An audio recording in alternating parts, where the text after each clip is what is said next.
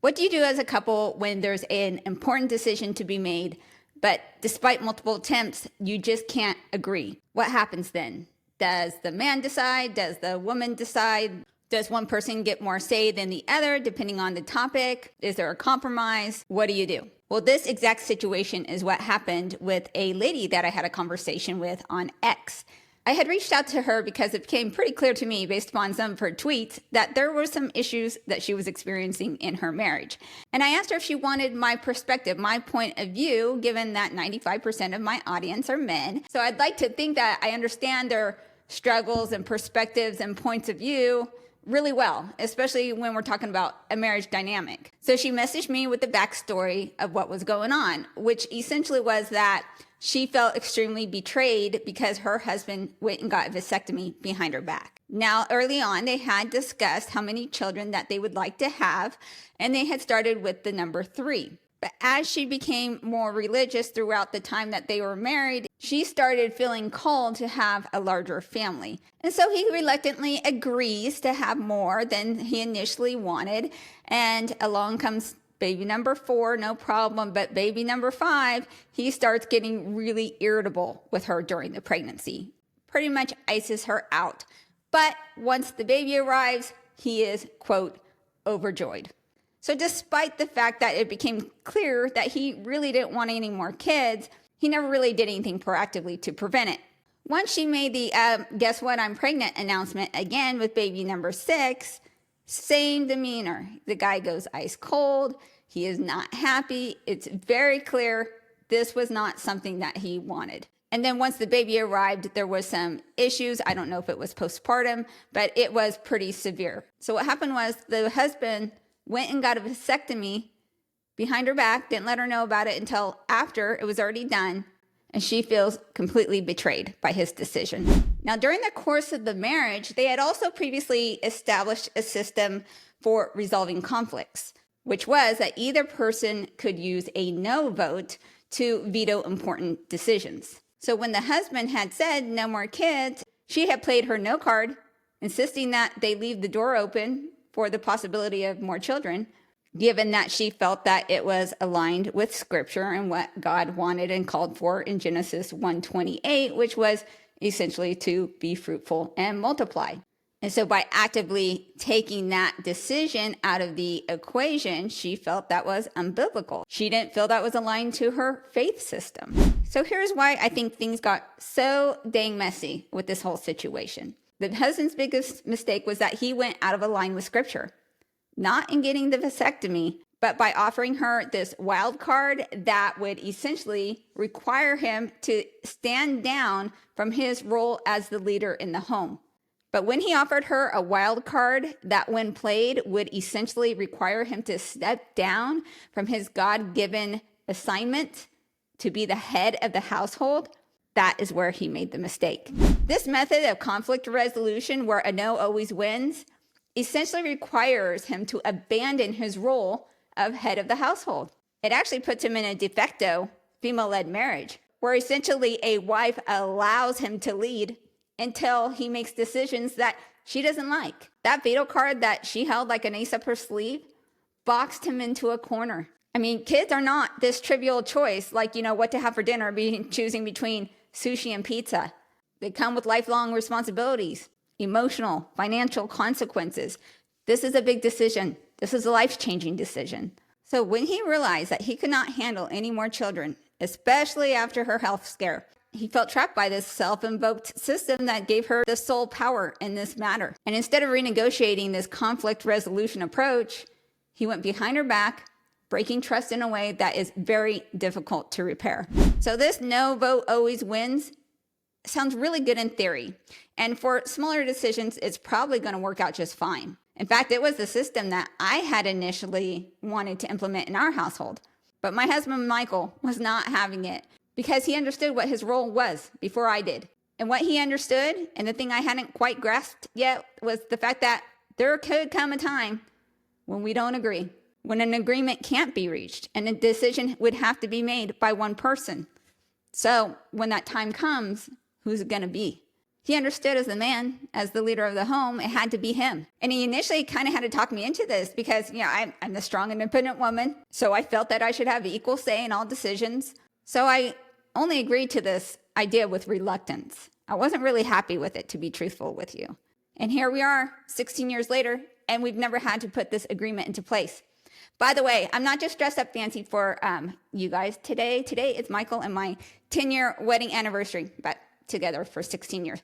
Little side note there. So in 16 years that we've been together, he's never had to pull I'm the head of the household, I'll make the final call. But if the time comes, we have that agreement in place. So now in hindsight, I think it's pretty funny, pretty comical to think of the fact that I actually even fought for that right. Because now even the idea of having to be held accountable for a really super important decision, that stresses me out. And back then, I never even thought about that part of it. That if you have that right to make those important decisions, that you also are going to be held accountable for that, for the consequences of that choice. So what if I made a bad choice and there's these huge catastrophic and permanent negative consequences for my family? Do I really want to sign up for that guilt? I don't know if there's any ladies out there who want that, but I don't want it.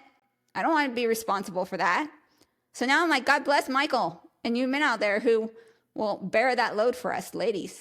Now, today's episode is sponsored by Cup Cozy Pillow. If you are lacking a cup holder just about anywhere, Cup Cozy Pillow has your back. Go ahead and use the link below. You'll see them listed up there. Also sold on Amazon or on our website, cupcozypillow.com. Also, I want to take a moment to let you know about my new community. It's free for the first 100 people. So I'm going to link that below. What we do is we take the information and the concepts and the ideas that we start the conversations here on YouTube, and we are able to really have more of a back and forth interaction. Sometimes you have things that you want to talk about that you're not comfortable just dropping in the comments. So go ahead and check out that new community. And also, did you know that 92% of my viewers are not subscribed? Are you friend zoning me? If we've had more than one interaction, I don't want to be in the friend zone. You guys know how that is. So go ahead and hit that like and that subscribe button, and let's start this relationship formally, okay? All right, now let's go ahead and move on. So over time, I've come to understand the idea that marriage can't be successfully operated as this true 50-50 partnership in all areas. This idea that men and women are both equally competent to serve in every single role and that essentially their roles are interchangeable is in fact absolutely false and will set up most couples to fail over time. The reality is that there is a structure that is proven, that has worked for eons, that you see in almost every arena of society. You see it in the government, you see it in businesses, you see it in schools, even see it in church. And the structure that all these institutions use are hierarchies. And are you going to really believe that marriage is the only institution where that can be an exception? Do you really think that you're going to come up with a better structure for marriage that was going to yield better results?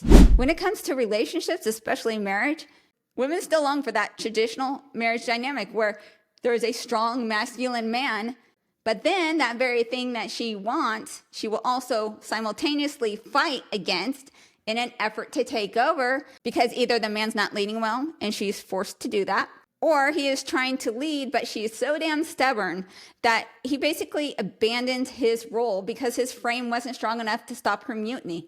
But Monica, you may say, today's women aren't going to submit to any man. That's an idea of the past. They only did that in the past because they had to. But that's simply just not true. Women submit to men every single day. They submit to the pilot of an airplane. They submit to the captain of a cruise ship.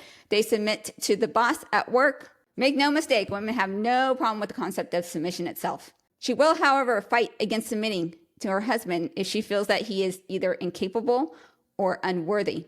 But that's a whole nother discussion. So women do really still want that traditional marriage dynamic with a strong, confident leader.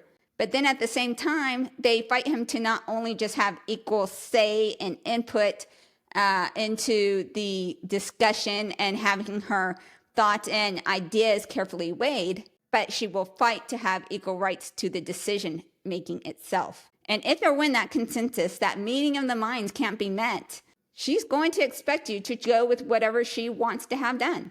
And if you don't, boy, oh boy, good luck to you. If you decide to go against her wishes, she is going to make you pay the price, especially if it ends up being the wrong decision. So you can think that your marriage is a partnership. You can call it anything you want to call it, but you would be deluding yourself. Because when the rubber hits the road, if you do get the point where multiple discussions have been had, a meeting of the mind doesn't seem to be possible, and you decide to go with your decision over hers, you will quickly come to find out that true partnerships don't exist. They are at best an idealistic thought experiment that doesn't play out well in reality. Your marriage is a hierarchy, just like every other institution. And there is a leader. And if it's not you, it's her. She's either submitting to you or you're submitting to her. And when a man submits to his wife, making her essentially the de facto leader, those marriages don't end up well for several reasons. But the bottom line, the crux, the thing it boils down to is that they don't work well because a woman cannot respect a man who she can rule over. She wants a man who is both physically and mentally stronger than she is, a man who is smarter and wiser than her. And so if she can usurp your authority, if you are that weak where she can take over your role, she will not be able to respect you. And if she can't respect you, she can't love you. And if she can't love you, she's not going to want to sleep with you. So men, if you care about the survival of your marriage, if you care about your sex life, you must recognize that true partnerships in marriage don't exist and that there's always a leader, and it must be you.